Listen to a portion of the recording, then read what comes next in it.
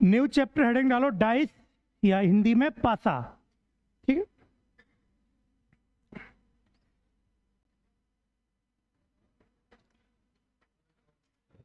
आप सबको पता है कि जो पासे की शेप होती है, आकृति होती है, अगर मैं इसके शेप की बात करूं, आकार या आकृति की बात करूं, तो इसकी आकृति होती है घन के आकार की। कैसी होती है? घन, क्यूब के शेप का पासा होता है। ऐसी 3D शेप जिसकी तीनों भुजाएं, लंबाई, चौड़ाई और ऊंचाई बराबर होती है, उसे घन कहते हैं। तो पासा भी एक घन होता है। क्या होता है? घन होता है। इसीलिए कई काफी किताबों में आप पासे की जगह घन लिखा देखोगे। तो इसीलिए पासे को हम घन भी बोल देते हैं, क्योंकि दिखने में एक जैसा होता है। ठीक है, अगर मैं दिखने की बात करूं तो ये होता है पासा। ठीक है, लंबाई, चौड़ाई, ऊंचाई, कोई भी शेप देख लो एक जैसी होती है।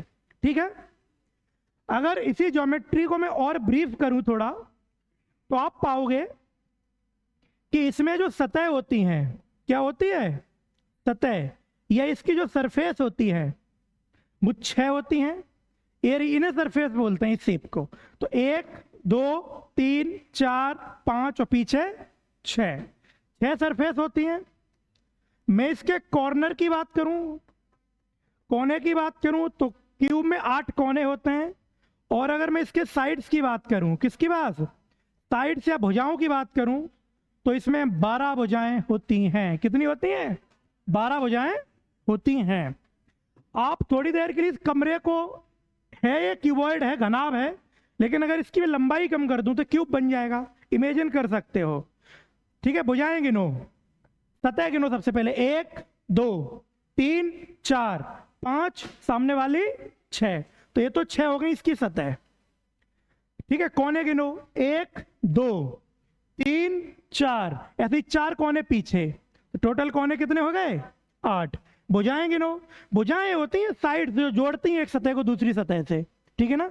तो 1 2 3 4 5 6 7 8 9 10 11 और 1 12। ये 12 भुजाएं या साइड्स हो जाती हैं। इसमें भी देख सकते हो, 1 2 3 4, 4 यहाँ, 4 यहाँ, 4 यहाँ और 4 यहाँ, 12 टोटल होती हैं।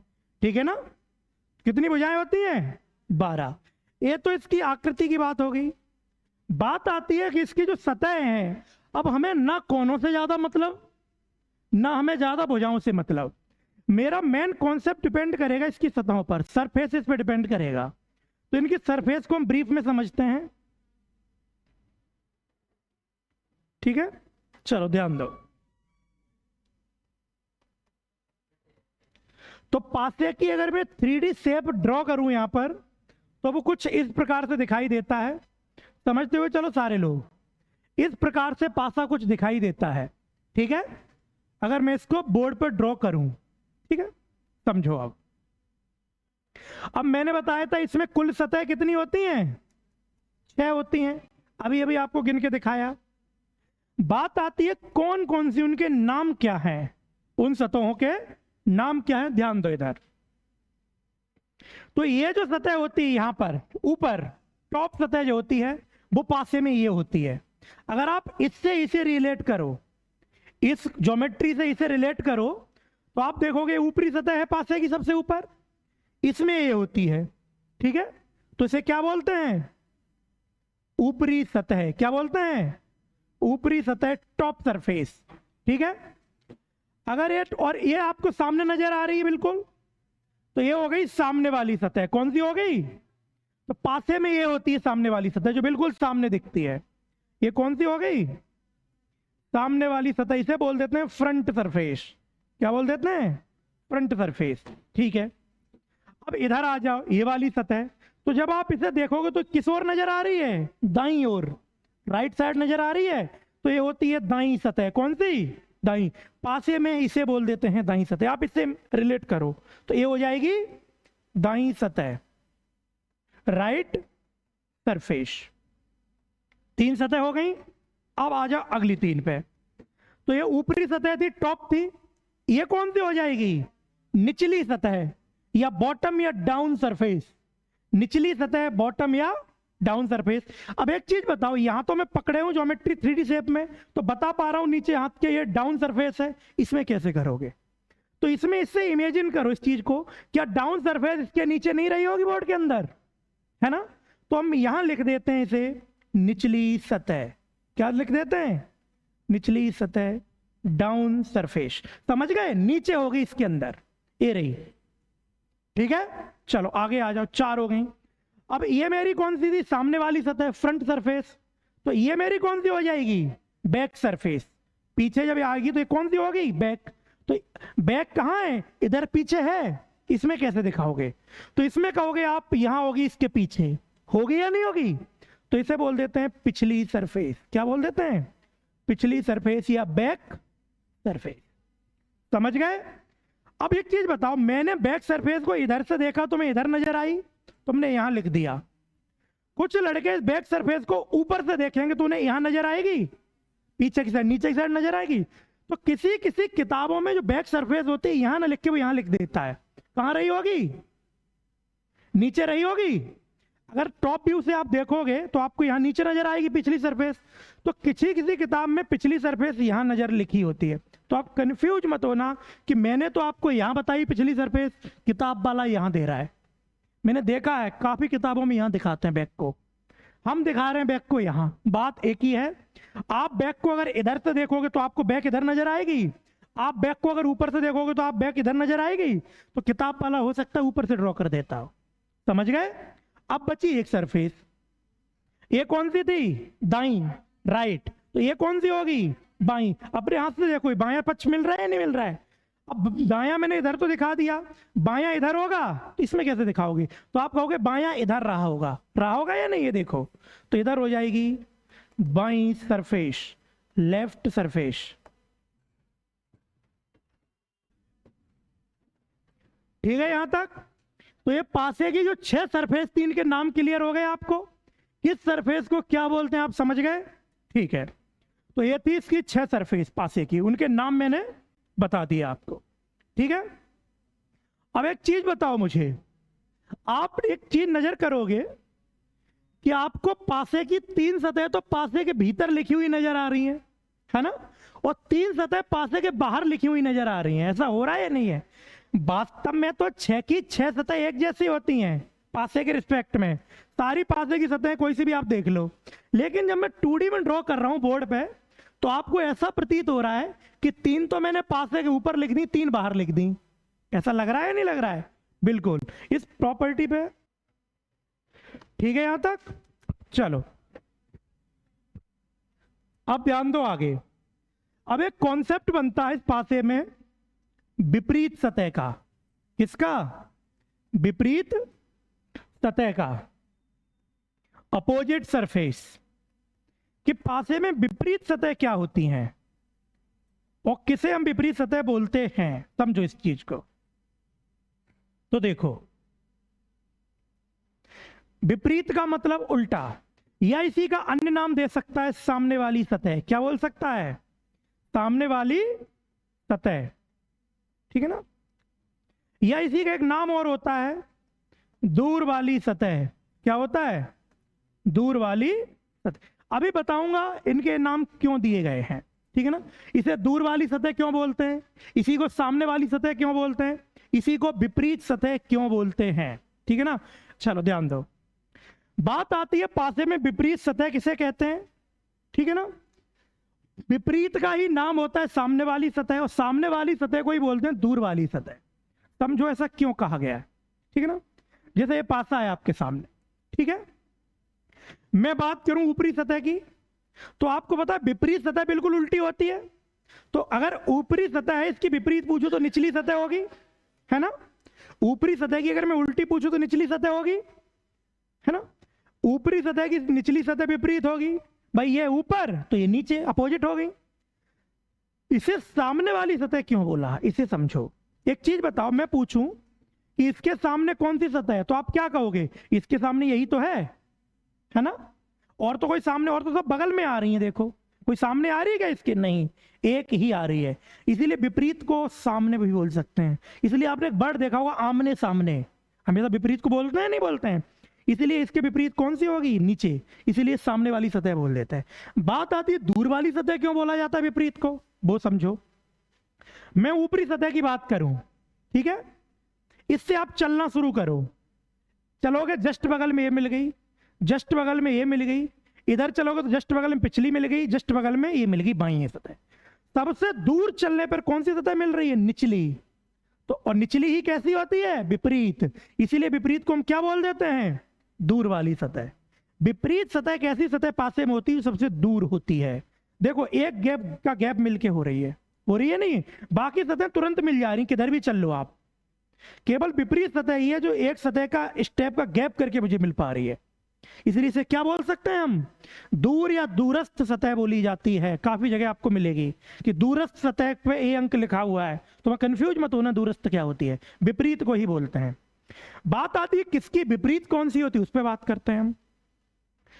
तो टॉप, ऊपरी सतह की विपरीत कौन सी हो जाएगी, बॉटम या डाउन बोल दो, एक ही बात है, बॉटम बोल दो या डाउन बोल दो, ठीक है। ऊपर की विपरीत निचली, सामने की विपरीत पिछली, सामने की विपरीत क्या होगी, पिछली, है ना।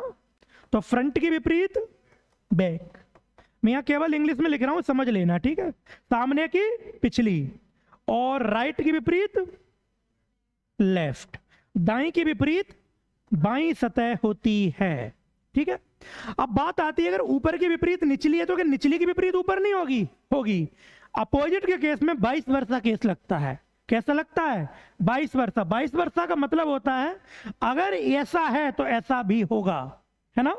तो इसमें अगर टॉप की विपरीत बॉटम है तो बॉटम की विपरीत भी टॉप होगी, तो ऐसा साइन चल जाता है। अगर फ्रंट की विपरीत बैक है तो बैक की विपरीत क्या होगी, फ्रंट होगी। अगर राइट की विपरीत लेफ्ट है तो लेफ्ट की विपरीत कौन होगी, राइट होगी। या ऐसे बोल दो कि टॉप की विपरीत बॉटम एंड वाइस वर्सा। इसका मतलब होता है कि अगर टॉप की विपरीत बॉटम है तो बॉटम की विपरीत टॉप होगी। रिवर्सल रिएक्शन पढ़े होंगे केमिस्ट्री में, ऐसा साइन आता है, नहीं आता है, ये साइन हमेशा 22 वर्षा के इसमें आता है, ध्यान रखना इस चीज का, ठीक है ना। तो ये हो गया विपरीत का केस। विपरीत के 3 नाम हो सकते हैं। और एक चीज और पढ़ो, विपरीत के केस में आपने देखा होगा कि एक सतह की विपरीत कितनी होती हैं, एक सतह की विपरीत केवल एक सतह होती है, केवल एक सतह होती है, ठीक है ना। टॉप की विपरीत केवल बॉटम होगी, इसके अलावा दूसरी नहीं हो सकती। फ्रंट की विपरीत बैक होगी, इसके अलावा दूसरी नहीं हो सकते। राइट की विपरीत लेफ्ट होगी, इसके अलावा कोई दूसरी नहीं हो सकती। समझ गए, नोट करो इतना, फिर हम आगे चलते हैं।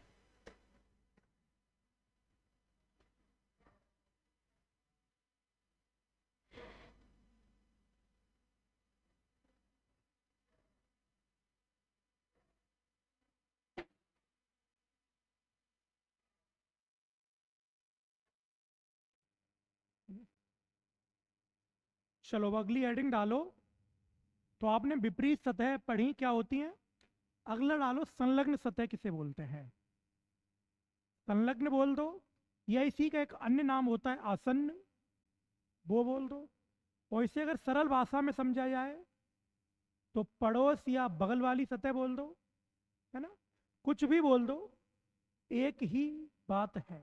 इन सबको इंग्लिश में बोलते हैं, अगर बात की जाए, एडजेसेंट सरफेस। क्या बोलते हैं, एडजेसेंट सरफेस, ठीक है ना। किसी भी नाम से आपसे पूछी जा सकती हैं, तो इन्हें हम समझते हैं क्या होती है, ठीक है। मान लो आपका ये कोई पासा बना हुआ है, ठीक है, ये पासा, तो हमें पता है ये फ्रंट, सॉरी टॉप, ये फ्रंट, ये राइट, ये बैक, ये डाउन और ये लेफ्ट सतह होती है, मैंने आपको बताई थी 6 सतह। बात की जाए कि विपरीत तो मैंने समझी थी, टॉप की डाउन, फ्रंट की बैक, राइट की लेफ्ट होती हैं, और एक विपरीत सतह की एक विपरीत सतह होती है और 22 वर्षा केस उसमें फॉलो होता है।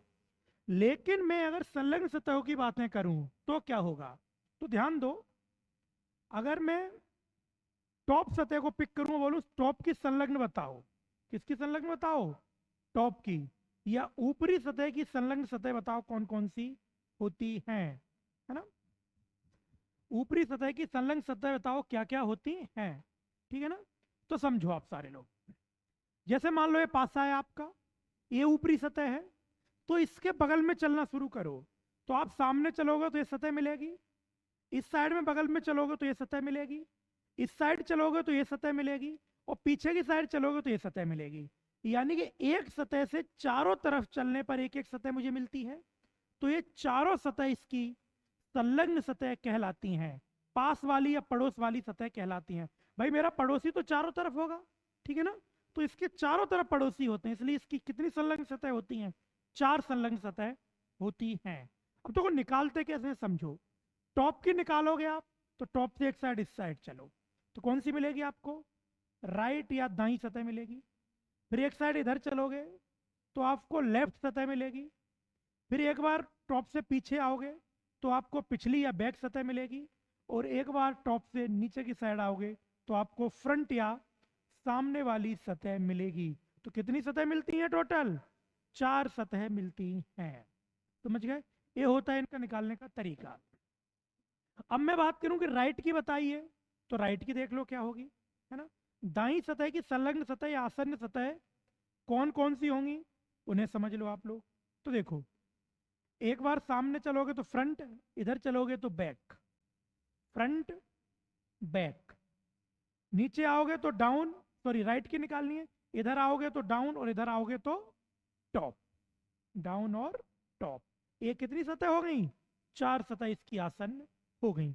ऐसे ही अगर आप चाहो तो फ्रंट की निकाल सकते हो। फ्रंट की जब आप निकालोगे यानी कि सामने वाली सतह की आप आसन्न सतह निकालोगे, तब भी 4 आनी चाहिए। कौन सी 4, ऊपर चलोगे तो टॉप, नीचे चलोगे तो डाउन, टॉप डाउन, इधर चलोगे तो राइट और इधर चलोगे तो लेफ्ट, राइट और लेफ्ट, यानी कि इधर भी कितनी आ गई, 4। बची हुई 3 की भी आप जब आसन्न निकालोगे तो उनकी भी 4 4 निकल के आने वाली हैं। इसका मतलब मुझे एक चीज पता चली कि एक सतह की आसन्न 4 सतह होती हैं हमेशा, ठीक है ना। तो यहां आप पॉइंट लिख सकते हो कि आसन्न हमेशा कितनी सतह होती हैं, 4 सतह होती हैं। इस चीज को आप नोट कर सकते हैं। और इसमें गौर करने वाली चीज ये है कि आसन्न सतहों में आपको विपरीत सतह नजर नहीं आ रही होगी। देखो, टॉप की विपरीत होती है डाउन, तो इसमें आपको डाउन कहीं भी नजर नहीं आ रही होगी। यानी कि जो सतह विपरीत होती है वो कभी आसन्न नहीं हो सकती, और वैसे नॉर्मली भी ये चीज सही है। राइट की विपरीत होती है लेफ्ट, तो इसमें आपको आसन में कहीं लेफ्ट नजर नहीं आ रही होगी। फ्रंट की विपरीत होती है बैक, तो आपको आसन में कहीं बैक नजर नहीं आ रही होगी। यानी कि हम एक चीज और कह सकते हैं कि एक तरीका तो आसन निकालने का ये होगा कि आप गिन लो चारों तरफ, ठीक है ना। लेकिन अगर मैं एक सीधा तरीका बताऊं, क्यों हमें 4 गिनता घूमूं, मैं सीधा ये भी तो कह सकता हूं कि टॉप की अपोजिट होती है डाउन, डाउन को हटा दो, बाकी बची हुई 4 कैसी होती हैं, आसन्न ही बचती हैं। तो ये तरीका ज्यादा सटीक है। जैसे मैं बात करूं यहां पर आप लोगों के सामने कि मुझे टॉप की आसन्न चाहिए, क्या चाहिए, टॉप की आसन्न बताइए कौन कौन सी होती हैं। तो मैं आपसे कहूंगा कि टॉप की विपरीत हटा दो डाउन, टॉप की विपरीत कौन सी हटा दो, डाउन को निकाल दो। तो एक टॉप की हमें चाहिए, डाउन मैंने हटा दी, बची कितनी, 4। चारों बची हुई सतहें आपकी आसन्न होती हैं। तो कौन सी बची, लेफ्ट, राइट, फ्रंट, बैक, ये चारों सतह आपकी टॉप की आसन्न हो जाएंगी। तो एक तरीका ये भी ठीक है कि विपरीत को हटा दो, बची हुई चारों हमेशा आसन्न होती हैं। अब जैसे मुझे फ्रंट की आसन्न चाहिए, तो मैं कहूंगा फ्रंट की आसन्न आप बैक को हटा दो, बाकी बची हुई 4, लेफ्ट, राइट, टॉप, डाउन, ये चारों विपरीत आसन्न सतह आ जाती हैं। मैं कहूंगा मुझे राइट की विपरीत बताइए, राइट की आसन्न बताइए, तो मैं कहूंगा राइट की विपरीत लेफ्ट को हटा दो, बची हुई 4, टॉप, डाउन, फ्रंट, बैक आपकी हमेशा आसन्न होने वाली हैं। तो एक तरीका ये भी है, एक तरीका ये भी है, कोई सा भी आप लगा सकते हो। ये हो गया बेसिक तरीका, आप गिन लो। ये हो गया कि विपरीत को हटा के बची हुई 4 हमेशा आसन्न सतह होती हैं, ठीक है ना। तो एक पॉइंट लिखो सारे लोग, और पॉइंट ए है, उस पॉइंट में लिख लो आप कि आसन्न निकालते समय, या नोट डाल के एक पॉइंट लिख लो आसन्न सतह ज्ञात करते समय हम विपरीत सतह को हटा देते हैं, हटा देते हैं। शेष 4 सतहें आसन्न होती हैं, आसन्न होती हैं। ठीक है। और दूसरा पॉइंट आप इसमें लिखोगे कि एक सतह के हमेशा, एक सतह के हमेशा 4 आसन्न सतहें होती हैं, 4 आसन्न सतहें होती हैं। ये 2 पॉइंट आप नोट कर लीजिए। एक कॉन्सेप्ट था आपके आसन्न के बारे में, ठीक है ना। जैसे एक एग्जांपल से आप समझिए, मैं यहाँ छोटा सा एग्जांपल दिए दे रहा हूं। इनमें मैं कुछ अंकों को फिल करता हूं, 1 2 4 5 6 3, ठीक है ना, चलेगा। मैं पूछूं आप लोगों से कि इसमें मुझे 4 की आसन्न बताइए। क्या बताइए? 4 की आसन्न। तो मैं कहूंगा 4 की आसन्न बताने से पहले हम 4 के विपरीत निकालेंगे 3, तो 3 को हटा दो, तो बची कौन? 1 2 5 6। ये क्या हो गई? 4 की आसन्न सतह होगी। हम इस प्रकार से ज्ञात कर सकते हैं, ठीक है। चलिए, पासे के प्रकार, हेडिंग डालो टाइप्स ऑफ डाइस। नहीं खोली थी मैंने, तभी बंद की थी, मुझे याद है ना। अच्छा अच्छा अच्छा अच्छा, यहाँ से भी बंद थी ना, अब देखो आ रही है ना, तो यहाँ से भी बंद थी। ये मैंने कब की है? चलो, हेडिंग डालो टाइप्स ऑफ डाइस, पासे के प्रकार।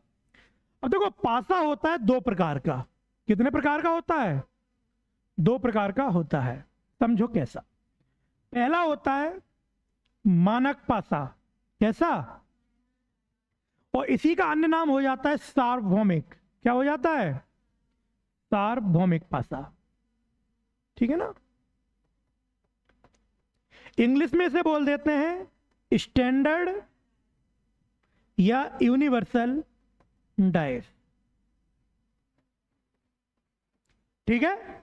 स्टैंडर्डाइज या यूनिवर्सल डाइस। यूनिवर्सल का मतलब होता है जो चीज हर जगह मान्य हो। सार्वभौमिक का क्या मतलब होता है? जो चीज हर जगह वैलिड होती है उसी को तो यूनिवर्सल बोलते हो। जो पूरे यूनिवर्स में वैलिड हो, यूनिवर्सल। स्टैंडर्ड का मतलब होता है ऐसी चीज जिसे हर कोई फॉलो करता हो, मानक, है ना। जैसे हम लोग अपने यहाँ टाइम जो चलता है, पूरे वर्ल्ड में जो टाइम फॉलो होता है, उसका मानक कहाँ को माना गया है? लंदन के ग्रीनविच को, है ना। तो मानक चीज वही होती है जिसे हर कोई फॉलो करे। तो एक ही बात है, यूनिवर्स का भी वही मतलब, स्टैंडर्ड का वही मतलब। तो कौन सा पासा मानक माना गया है, समझ लो एक बार। तो इसकी सीधी डेफिनेशन होती है ऐसा पासा, ऐसा पासा जिसकी तीनों विपरीत सतहों का योग, तीनों विपरीत सतहों का योग 7 7 7 होता हो। समझ गए? किसी एक विपरीत के होने से 7 से काम नहीं चलेगा। तीनों विपरीत बनेंगी, तीनों को अगर मैं जोड़ूं आपस में तो तीनों का योग 7 7 7 बनना चाहिए। एग्जाम्पल से समझ लो। जैसे ये मैंने एक डाइस बनाया, ठीक है, यहां मैंने भर दिया 2, यहां भर दिया 5, यहां भर दिया 6, यहां भर दिया 1, यहां भर दिया 3, यहां भर दिया 4, ठीक है। समझना, अब लिखना बंद करो, समझ लो एक बार। ये मैंने पासा बना दिया। आपको पता है फ्रंट का विपरीत बैक, ठीक है ना। फ्रंट का डाउन, बैक का फ्रंट, टॉप का डाउन, फ्रंट का बैक, राइट का लेफ्ट। तो इन्हें जरा जोड़ो, विपरीत को आपस में जोड़ो। तो 2 और 4 6, इस विपरीत को जोड़ो, 6 और 1 7, इस विपरीत को जोड़ो, 3 और 5 8। अब देखो, एक तो योग 7 आ गया, ये वाला योग 7 बन रहा है, लेकिन मैंने बोला किसी एक के साथ होने से काम नहीं चलने वाला मानक में। अगर ये भी 7 बनता, ये भी 7 बनता, तो ये पासा मानक हो जाता। इसमें केवल 1 का 7 बन रहा है, 1 के 7 होने से मानक बनेगा? नहीं बनेगा, तो ये पासा मानक नहीं होगा। ठीक है ना? क्या होगा मानक, समझ लो उसे। अब मैं यहां मानक बना रहा हूं, ध्यान दो। ठीक है ना? किसे कहेंगे मानक पासा, समझो। 6, 1, 3, 4, 5, 2, ये पासा, इसके विपरीत अंक जोड़ो। तो पहला विपरीत 6 और 1 7, बन गया 7। दूसरा विपरीत 5 और 2, 5 और 2 बन गया 7। अगला विपरीत 3 और 4 बन गया 7। तो तीनों विपरीत का योग 7 7 7 बन गया या नहीं बन गया? तो ये पासा कैसा हो गया? मानक पासा हो गया। समझ गए? सीधी सी डेफिनेशन है। 3 विपरीत के जोड़े होते हैं, तीनों जोड़ों का योग कितना बनना चाहिए? 7 बनना चाहिए। अगर कोई एक भी नहीं बनता तो ऐसा पासा मानक नहीं होगा। ठीक है ना भाई? दूसरा पासा कौन सा होता है? तो दूसरा पासा होता है साधारण पासा। कैसा पासा होता है? साधारण पासा, या इसी को बोल दो अमानक पासा। भाई वो मानक तो एक ऐसा, अमानक पासा है ना। इंग्लिश में बोल देते हैं इसे सिंपल डाइस, या नॉर्मल डाइस, या जनरल डाइस, कुछ भी बोल दो, सारे नाम एक ही हैं। ठीक है ना? कैसा होता है भाई? तो बस वही डेफिनेशन उसकी उल्टी कर दो। ऐसा पासा जिसकी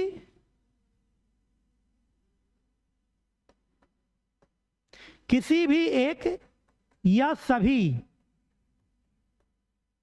विपरीत सतहों का योग 7 ना हो। बस खत्म, सीधी सी डेफिनेशन है। एग्जाम्पल देख लो एक। 5 2 6 1 3 4 जोड़ो तो 5 और 2 7, एक तो बन गया 7। 4 और 1 5, एक कितना बन गया? 5। 3 और 6 9। तो क्या एक के साथ होने से मानक होगा? नहीं। तो ये पासा कैसा हो गया? साधारण पासा हो गया। ठीक है ना? तो पहले इसे नोट करो आप लोग, फिर इसे कर लेना। पहले नोट कर लो। ठीक है? तो समझ गए पासे के 2 प्रकार होंगे, एक साधारण और एक मानक। मानक ऐसा जिसमें तीनों विपरीत जोड़ों का योग 7 बने, और अगर तीनों में से किसी एक का नहीं बन पाता या एक का भी नहीं बन पाता है तो उस पासा कैसा कहलाएगा? साधारण पासा कहलाएगा। ठीक है ना? अच्छा, जो लूडो के कंपटीशन होते हैं, है ना, वर्ल्ड वाइड या जो स्टैंडर्ड लेवल पे होते हैं, वहां पे कौन सा पासा फॉलो किया जाता होगा? मानक पासा फॉलो किया जाता है। ठीक है ना? हमेशा ध्यान रखना। अब एक क्वेश्चन लिखो, इस पे क्वेश्चन कैसे पूछा जाता है लिखो। देखो, निम्नलिखित पासों में, पहला क्वेश्चन लिखो, निम्नलिखित पासों में, निम्नलिखित पासों में कौन सा एक मानक पासा होगा? कौन सा एक मानक पासा होगा? और ये 4 पासे ड्रॉ करो जो मैं ड्रॉ कर रहा हूं। कौन सा एक मानक पासा होगा?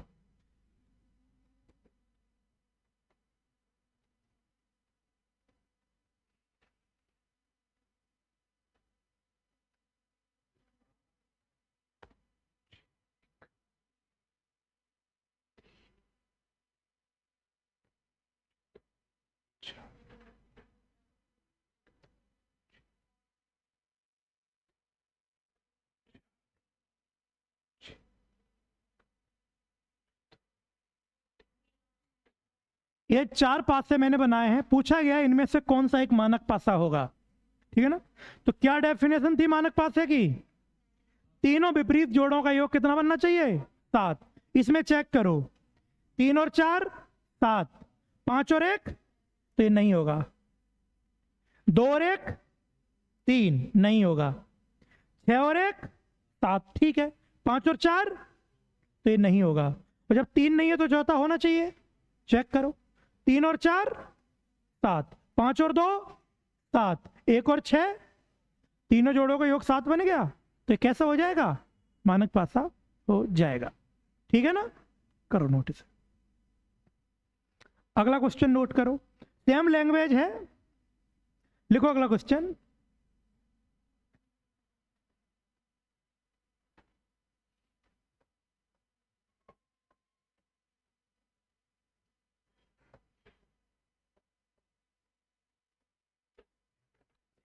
निम्नलिखित पासों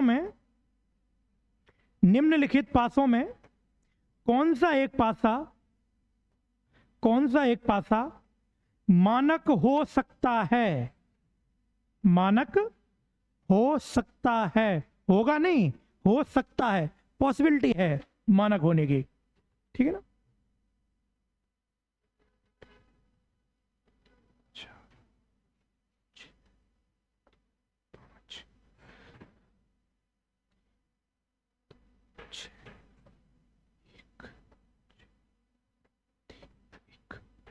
ये 4 ऑप्शन नोट करो। इस बार मैंने 3 सतहों को गायब कर दिया। ठीक है, इस बार मैंने क्या कर दिया? 3 सतहों को गायब कर दिया। पहले क्वेश्चन में 6 की 6 नजर आ रही थी, आपके लिए आसान हो गया था, आपने फटाफट जोड़ लिया, जिसने 7 बनाया उसने कहा मानक होगा। इसमें मैंने गायब कर दिया, देखते हैं कौन सा होगा। ठीक है ना? समझो इस टाइप के पासों को कैसे हम सॉल्व करेंगे। ठीक है ना? एक चीज बताओ मुझे सारे लोग, अगर मैं मानूं कि पहला पासा मानक होगा, अगर मैं मानूं, मुझे नहीं पता कौन सा होगा, मैं अगर पहले को ही मानक मान लूं, लैंग्वेज देखो इस बार ये लिखवाया हो सकता है, पॉसिबिलिटी है। अगर मैं पहले को ही मान लूं मानक, तो एक चीज बताओ, अगर पहला मानक होता तो 4 की विपरीत सतह कौन सी? ये वाली। भाई ये दाई, तो इसकी विपरीत बाई, तो बाई पे कितना आना चाहिए था मानक होने के लिए? 3 आना चाहिए था। आना चाहिए था या नहीं? लेकिन 3 तो यहीं आ गया।